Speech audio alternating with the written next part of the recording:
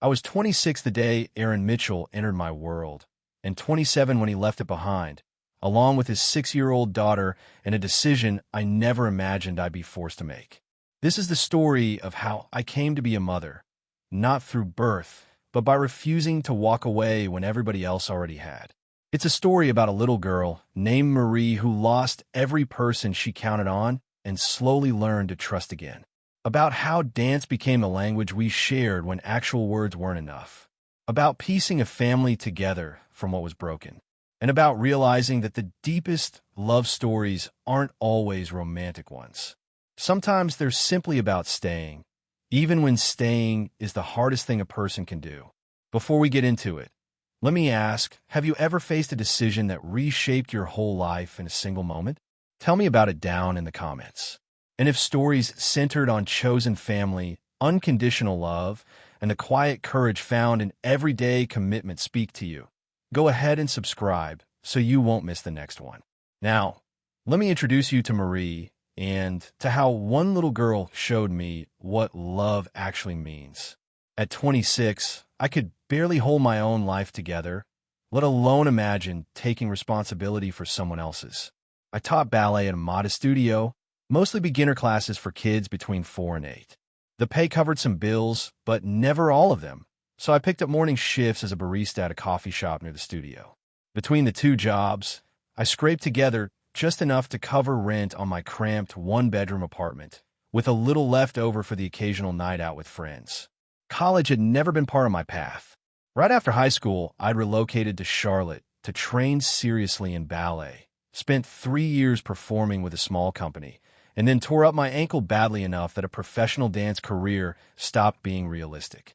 Teaching became my fallback. It wasn't the future I'd pictured at 18, but it was the one I had, and for the most part I'd made peace with it. I met Aaron on a Tuesday afternoon that September. His daughter Marie was about to take her very first ballet class, and he'd shown up with her 15 minutes early. She was 5, small for her age, dark curls pulled into a messy bun, and a pair of enormous brown eyes that studied everything around her with quiet seriousness. "Is this your first dance class?" I asked, crouching to her height. Marie nodded, avoiding my gaze. "Are you nervous?"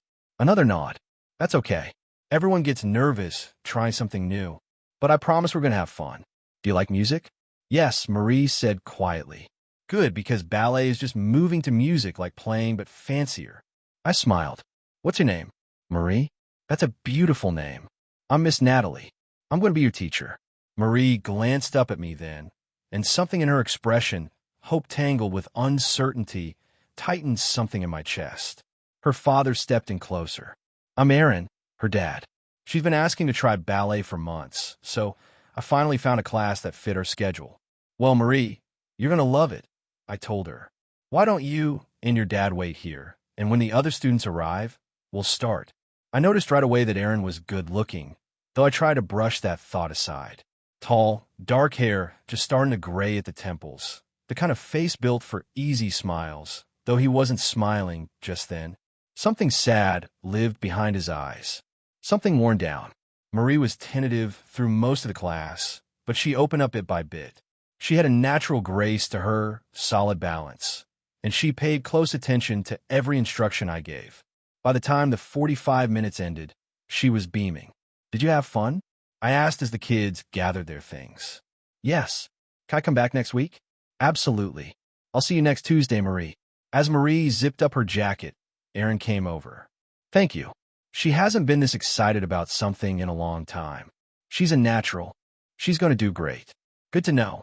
Over the weeks that followed, Aaron and Marie fell into a habit of arriving 15 minutes ahead of class, and I'd spend that stretch talking with them while other kids trickled in. Then one afternoon, after a particularly draining session, Aaron looked at me in a different way. He hesitated. "This might be forward, but would you like to get coffee sometime?" Not as Marie's teacher, just as, adults who might enjoy talking to each other. I should have turned him down. There were probably rules somewhere against dating a student's parent.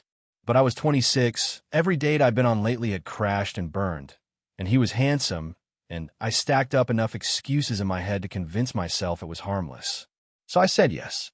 We had coffee 3 days later.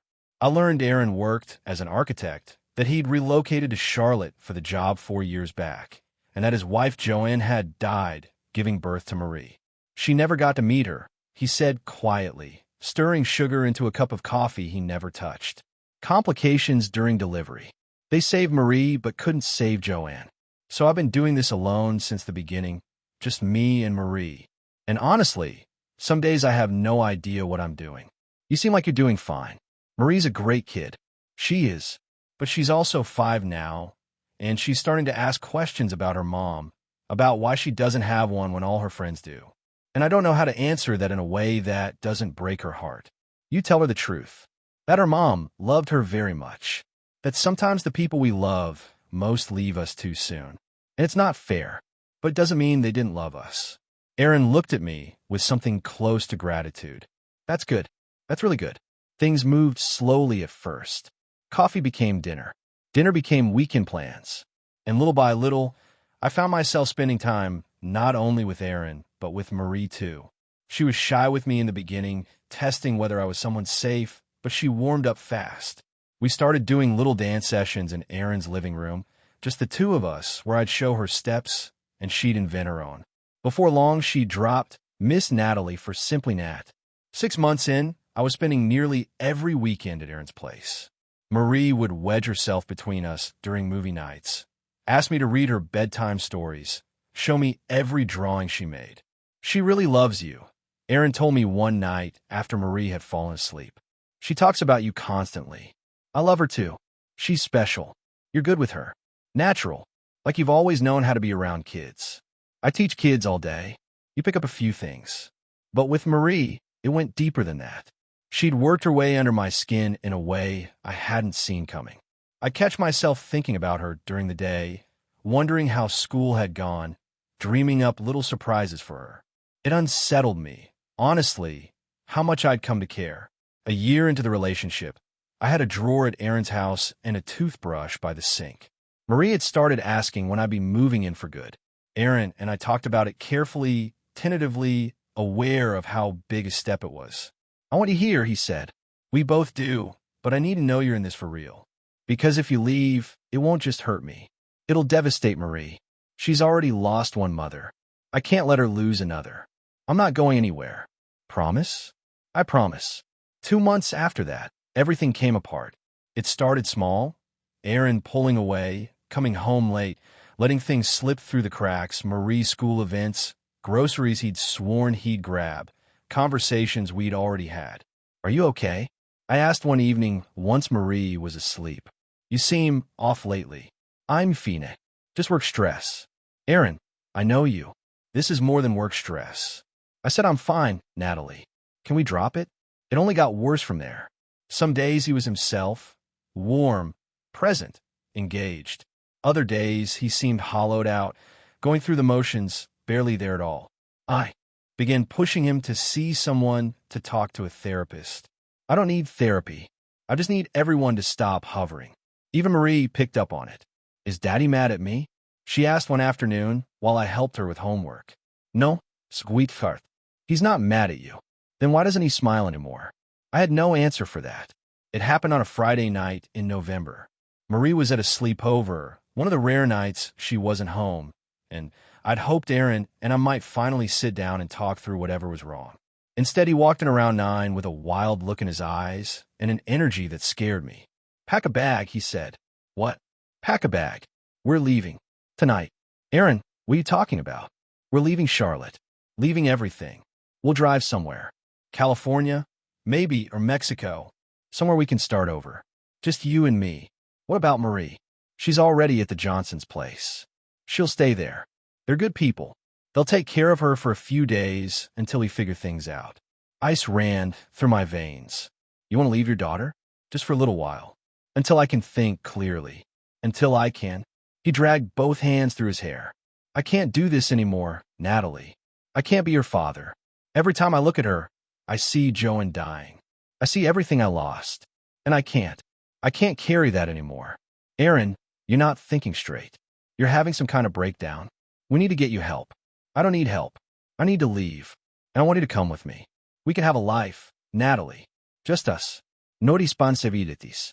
No reminders of everything I've lost. We can be free. Free? Aaron, she's your daughter. She's a reminder of the worst day of my life. Every single day looking at her, knowing she's alive because Joanne's dead. Stop. Just stop. You know that's not what happened. She is not the cause of Joanne's death. It was a fatality. Maybe a medical negligence. You can't blame her. My whole body was trembling. You need help. Professional help. I'll drive you to the hospital right now. We'll figure this out. I don't want to figure it out. I want to leave. Are you coming with me or not? I looked at the man I loved, the one who'd always seemed so steady and good, and instead saw a stranger, someone drowning and dragging everyone within reach down with him. No, I'm not leaving Marie, and you shouldn't either. Then you're choosing her over me. I'm choosing not to abandon a 6-year-old child. Aaron, please, let me help you. We'll call your doctor. He turned and headed for the door. Aaron, wait. If you're not coming, I'm going alone. What about Marie? She'll be home tomorrow morning. You're here. You'll take care of her. He snatched up his keys. Tell her I'm sorry. Aaron, don't do this. Please don't do this. But he was already gone. I heard the engine turn over, heard him pull away, and I stood frozen in the middle of his living room, feeling like the ground had opened up beneath me. That night, I called his phone 17 times. Every call went straight to voicemail. I tried hospitals, the police non-emergency line, anyone I could think of. Nobody had seen him. Nobody knew where he'd gone. At 8 the next morning, Marie's friend's mother dropped her off. She came bursting through the door, backpack bouncing, grinning. Nat, we made brownies and stayed up until 10 o'clock, and she stopped short, glancing around. Where's Daddy? I crouched down to meet her eyes, my heart cracking. Sweetie, your dad had to go away for a little while. For work. But I'm here, okay? I'm going to stay with you until he gets back. When is he coming back? I don't know yet, but you don't need to worry. I promise you're safe. She stared at me with those huge brown eyes, and I watched fear start creeping in behind them. Okay, she said in a tiny voice. Can we have pancakes? Yeah, we can have pancakes. The first 2 weeks were pure survival. I called Aaron's office and explained there was a family emergency keeping him out indefinitely. I called his mother, living in an assisted care facility in Florida, too frail to travel, and told her Aaron needed some time away to sort through some things. I never mentioned that he'd walked out on his own daughter. I never called child services either, because doing so would have pulled Marie into the system, and I couldn't let that happen. So I stayed. I moved my belongings into Aaron's house, cut back my teaching hours, and picked up extra barista shifts whenever Marie was at school or in her activities. My savings drained fast. Marie asked about her father constantly. Is Daddy coming home tonight? Not tonight, sweetheart. Tomorrow? I don't know. But I'm here. I'm not going anywhere. At first she accepted this, but after the second week, the questions curdled into anger. You're lying. She screamed one night when I admitted I still had no idea when Aaron would return. You're lying. You did something to him. Marie, I promise I didn't. I hate you. I want my daddy. Where is he? Where is he? She hurled her cup across the kitchen, and it shattered against the wall. She was crying so hard she could barely catch her breath. I wanted to gather her up, hold her, fix it, but she wouldn't let me close. Marie, please. Go away. You're not my mommy. She bolted to her room and slammed the door. I heard things smashing against the walls, toys, books, whatever she could grab, and I heard her sobbing through it all. I sat down on the kitchen floor, surrounded by broken ceramic, and cried right along with her. The weeks after that were rough. Marie wouldn't eat with me, wouldn't let me help with homework, wouldn't go anywhere near ballet class. She stayed angry constantly at me, at her father, at everything. I don't have to listen to you. She informed me one morning when I asked her to brush her teeth. You're not my mom. You're just Daddy's girlfriend, and he left, so you don't get to tell me what to do. You're right. I'm not your mom, but I'm an adult, and you're a kid, and you still need to brush your teeth. No, Marie, I hate you. I wish you left instead of my daddy. The words landed like a blow, but I kept my voice level. I know you're angry. I know you miss him, but I'm here, and I'm going to keep being here because I love you. You don't love me. Nobody loves me. My mommy died and my daddy left, and nobody wants me. She crumpled to the floor sobbing, and this time, when I reached for her, she let me. I pulled her into my lap, rocked her, whispered that she was wanted, that she was loved, that she wasn't alone. After that night, things eased a little. Not easy exactly, but easier. I built a routine: breakfast at 7, school drop-off at 8, my morning shift at the coffee shop, pick up at 3, homework, dinner, bath, story time, bed by 8:30. Some days, she cooperated. Some days, she fought me on everything. But slowly, so slowly I almost didn't catch it happening, she began to soften. One night, about 6 weeks after Aaron had left, Marie appeared in the hallway after bedtime. "Net, what's wrong, sweetie? I had a bad dream. Come here." She climbed in beside me, and I wrapped an arm around her. "Want to talk about it?" "I dreamed Daddy came back, but he didn't remember me. He looked at me like he didn't know who I was. That must have been really scary. Do you think he forgot about me?" I chose my words with care. "I don't think your daddy could ever forget you. But I think he's sick right now. In his brain. Like when your body gets sick and you need medicine, sometimes people's brains get sick too. And when that happens, they don't think clearly. They don't make good choices. Is that why he left?" "I think so. Will he get better?" "I hope so. But Marie, even if he doesn't come back for a long time, you're going to be okay. Because I'm here. And I'm not going anywhere. I promise." She went quiet for a while. Then, "Can I sleep here tonight?" "Of course." She curled against me and was asleep within minutes. I stayed up for hours, eyes on the ceiling, wondering if I had any idea what I was doing, wondering whether love alone could be enough for a child who'd lost everyone. But when Marie shifted in, her sleep and her small hand found mine, I knew there was no version of this where I walked away. Whatever came next, we'd face together. 3 months after Aaron vanished, a letter arrived from Child Protective Services. Someone had reported that Marie was living with a person who wasn't her legal guardian, that her father was missing, and that I had no legal claim to custody. I called a lawyer that same day. Her name was Laura Young, and she listened to my whole story with a grave expression. "This is complicated," she said. "You're not a relative. You're not legally married to the father. You have no adoption papers, no custody agreement. From a legal standpoint, you're just someone who's been living in this man's house, taking care of his child without authorization. So what happens to Marie if CPS pushes this? She'll go into foster care until they locate the father or find a relative willing to take her. No, that can't happen. She's already been through too much. Then we need to file for emergency custody. It's a long shot, but if we can prove you've been her primary caregiver, that she's bonded with you, that removing her would cause harm, we might have a case. What do I need to do? Everything. Character witnesses, documentation of care, proof that you're stable, capable, committed." And Natalie, Laura looked at me hard. "Are you sure about this? Because if you get custody, you're committing to raising this child, not for a few months, for the next 12 years minimum. That's a massive responsibility for someone who wasn't planning on being a parent." I thought of Marie, of her small hand in mine, of the way she'd started smiling again, just barely, of how she now called out to me when she was scared instead of trying to shoulder it alone. "I'm sure. Then let's fight for her." The investigation stretched over 3 weeks. CPS sent a social worker to interview Marie, inspect the house, and comb through my finances. The social worker, a kind woman named Teresa, sat down privately with Marie while I waited in the next room. When it was over, Teresa called me back in. "Marie says you've been taking care of her since her father left. That you make her breakfast, help with homework, read her stories at night." "Yes." She also says she was really mad at you at first, that she said some mean things. I looked toward Marie, who was staring at her shoes. She was grieving. She had every right to be angry. "Marie, do you still feel angry at Miss Natalie?" Marie shook her head. "Not anymore. She stayed even when I was mean." My throat closed up. "Marie, you can be my mommy?"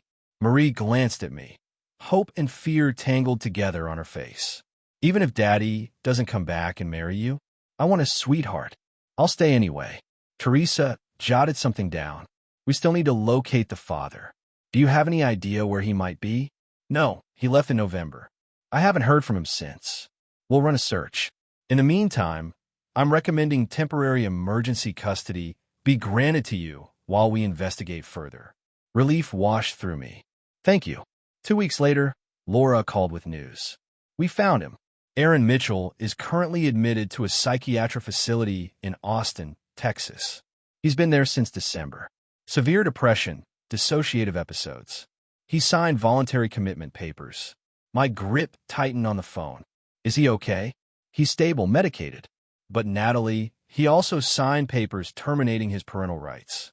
He said he's not capable of being a father, that Marie would be better off without him. I sank into a chair. He gave her up. Legally, yes, which actually makes your custody case much stronger. Without a biological parent in the picture, and with no relative stepping forward, the court is likely to grant you full custody if you want to pursue it. I do. Absolutely, I do. Then we'll file the paperwork. The custody hearing took place that April. The judge, a woman in her 60s who'd surely seen every kind of family situation imaginable, reviewed the file, spoke privately with Marie, and then turned her questions to my finances, my plans, my commitment. Miss Ross, you're 28 years old. You work 2 jobs to make ends meet. You have no college degree, no family support system in this area, and no experience raising a child. Why should I believe you're the right person to have custody of this little girl? I took a breath. Because I'm the person who cared for her since her father left. When she was angry and grieving and lashing out, I stayed. When it was hard, when I didn't know what I was doing, when I was exhausted and broke and terrified I was failing her, I stayed. And I'll keep staying. Because she's not just Aaron's daughter anymore. She's mine. In every way that matters, she's mine.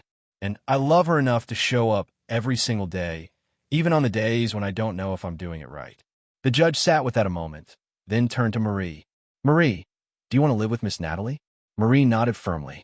She's my mom now. She takes care of me. And she never left, even when I was bad. You weren't bad, sweetheart. You were scared, but you stayed anyway. You're my mom. The judge delivered her ruling. Miss Ross, I'm granting you full legal custody of Marie Mitchell. Congratulations. You're officially a mother. That night, Marie asked if she could start calling me Mom instead of Nat. Are you sure? I asked. You don't have to. I want to. You're my mom, the one who stayed. Then yes, you can call me Mom. She threw her arms around me. I love you, Mom. I love you too, Marie. So much. That first year threw challenges at us I never could have predicted. Money stayed tight, daycare, groceries, the simple cost of getting by. I worked non-stop just trying to keep us afloat. But joy found its way in too. Ballet turned back into our shared language. Whenever Marie felt sad or angry or confused, we'd dance, no words needed, just movement, and it helped us both work through everything we'd survived. Bit by bit, we built a life just the 2 of us. By 8, Marie called me Mom without a second thought. By 10, she'd stopped asking about Aaron altogether. At 12, she threw her first real teenage tantrum. You can't tell me what to do, and I realized she trusted me enough now to test boundaries again. At 14, we had a late-night talk about her father. Do you think he ever thinks about me? She asked. I think he thinks about you every day, and I think he wishes he could have been stronger. But Marie, his leaving wasn't about you. It was never about you. It was about him not being able to handle his own pain. Do you ever think about him? Sometimes. I'm sad for what he lost, but I can't regret what happened because it brought us together, and you're the best thing in my life. You're the best thing in mine too, Mom. At 16, we opened our own small dance studio together, just 3 rooms, but ours. Marie helped teach the younger kids on weekends. It was at a regional ballet competition in Raleigh where I laid eyes on Aaron again for the first time in 9 years. Marie had spent months preparing a contemporary solo she'd choreographed herself. I was backstage helping with her costume when I caught sight of him through a gap in the curtain, standing at the very back of the auditorium, half hidden behind column. But I'd have recognized that posture anywhere, the slight hunch of the shoulders, hands shoved in his pockets. My heart stopped cold. Mom, can you fix this strap? Marie asked, pulling my attention back. Yeah, sorry. I adjusted the strap with unsteady hands. You're going to be amazing out there. Remember to breathe. I know. You've told me a million times. Because it's important. She rolled her eyes, smiling anyway. I love you. I love you too. Now go show them what you've got. I watched her head toward the stage entrance, then slipped out into the auditorium myself, moving along the sidewall until I reached the back where Aaron stood. He spotted me coming. For a second, I thought he'd bolt. He didn't. "Natalie," he said quietly once I reached him. This close, he looked older, gray, threading further through his hair. Deeper lines carved around his eyes. Though healthier overall than he'd looked the night he left with that wild, desperate energy. "What are you doing here?" I kept my voice low so as not to disturb the performance underway. "I'm watching Marie dance." "How long have you been doing this?" He looked down. "A while, since she was about 12. I found out she was competing, so I started coming. Always where she won't see me." "Aaron, I know I have no right to be here. If you want me to leave, I will. But please, just let me watch. I won't approach her. I won't interfere. I need to see her, to know she's okay." The house lights dimmed. Marie's name was called. I should have told him to go, should have been furious, but I couldn't, not with the look on his face as Marie walked on stage. We stood there in silence while Marie danced, graceful, powerful, telling a story through her body about loss and healing and coming back whole. I'd helped shape parts of the choreography, but most of it was purely hers. When she finished, the crowd erupted. Aaron's hands were balled at his sides, tears on his face. "She's incredible," he whispered. "She is. You did that. You gave her this." Ballet was always hers. I just helped her find it again. Marie exited the stage, and the next competitor was called. Aaron and I stayed put at the back. "How long are you going to keep doing this?" I asked, watching from the shadows. "I don't know. Do you want to see her? Talk to her? Be in her life?" He took a long moment before answering. "Every day. Every single day, I want that. But Natalie, I can't. I'm not strong enough. You seem better than you were. I am better. I take medication. I see a therapist twice a week. I live in a supervised facility. I'm functional, but that's all I am.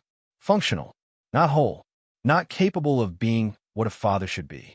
So you just watch her compete and then disappear? What else am I supposed to do? Walk back into her life after 9 years? Tell her, sorry I abandoned you when you were 6, but I'm ready to try again now. She has you. She has a life. She doesn't need me showing up and disrupting everything. That's not your decision to make. She's 16. She's old enough to decide for herself whether she wants you in her life. And if she says no, if she hates me, then you deal with that."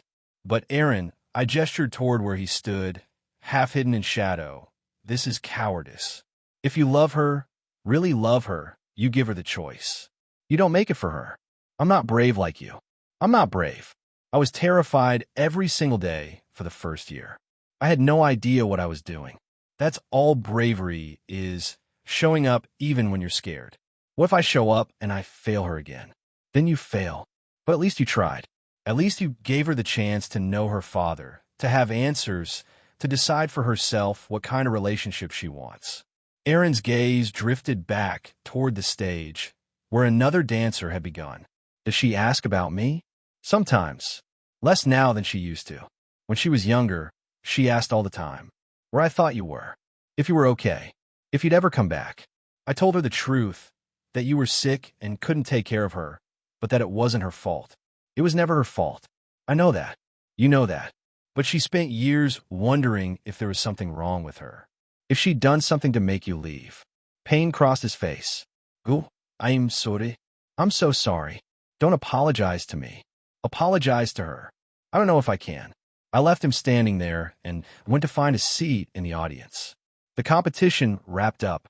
Marie found me and threw her arms around me. "Did you see? I didn't fall. You were perfect. I'm so proud of you. Can we have fries on the way home? I am starving." "Absolutely." I glanced back toward where Aaron had been. He was gone. That night, once Marie was asleep, I sat in the living room turning Aaron over in my mind. The fact that he'd been watching her for 4 years, showing up at every performance, but never once approaching, loving her from a distance while never closing that final gap. Part of me was furious that he'd gotten to witness her growing up without ever doing the hard work, without the tantrums, the homework battles, the teenage attitude. He got the version of her that was polished and graceful on stage, and then he got to vanish again. But part of me ached for him too, because he was missing everything, the small pieces that actually make up a life. The morning conversations over breakfast. The late night talks about boys and friends and fears. The nights Marie still crawled into bed with me after a nightmare. the inside jokes, the easy, everyday I love yous. He'd surrendered all of that, and he'd never get any of it back. At 18, when Marie graduated high school and earned a scholarship for dance and cheer at college, she gave a speech about chosen family. My mom didn't give birth to me, she said. She didn't have to stay when things got hard, but she did. She chose me every single day. And that choice, that commitment, taught me what love really is. It's not just a feeling. It's showing up. It's staying. It's choosing someone again and again, even when it's difficult. Especially when it's difficult. I sat in the crowd, crying, watching this young woman I'd raised, overwhelmed with gratitude, not for how any of it had unfolded, but for what we'd built together out of the wreckage. After the ceremony, Marie found me. Thank you for everything, for staying, for loving me, for being my mom. Thank you for letting me be your mom, for trusting me, for giving me a chance. Want to dance like we used to? Always. We drove to the studio that night, put on music and danced together the way we had for 12 years, mother and daughter, bound by choice and by love. Some families come from blood. Others are built through the deliberate decision to stay, to love, to show up again and again, even when it's hard. Marie and I chose the second path, and I wouldn't trade a single moment of it. What did you think of Natalie's decision to raise the daughter of her boyfriend who abandoned her? Share your thoughts in the comments below. If this story about chosen families, unconditional love, and the quiet heroism of commitment touched your heart, please hit that like button and subscribe for more meaningful stories every day. Don't forget to click the notification bell so you never miss our next inspiring tale.